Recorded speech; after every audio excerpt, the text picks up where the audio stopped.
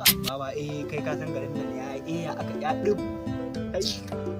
Baba garin ne ba wani motsi wuta kawai ake karba. Ke bulbula da zan samu wannan marmarin kisa ma nake shiru unguwa ba wani.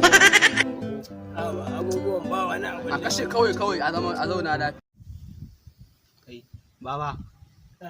Ka ga yan nan ya taho mayan Tima Yola din nan wai shi sai dai a kashe shi kan Tima Yola. Wace ce kuma Tima Yola? Tima Yola wadda ake dan haska ta a labari na din nan masta kai ai baka kallo ka gane na gane ta. To yarinyin ma sai dai a kashe shi. Sai dai a kashe shi wai kan Tima Yola. Ila yau ne za a kashe shi. Yau zai je kiyama. Normal ne bari ya zo ai.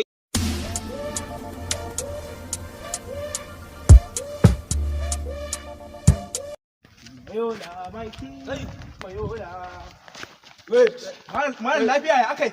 An ce kai kan Tima Yola sai dai ka mutu ko? Wallahi kai ne aka ce kan Tima Yola sai dai ka mutu ko? Wallahi ba ni bane. To idan ba sai na ma yankan rago ba Allah ya kinan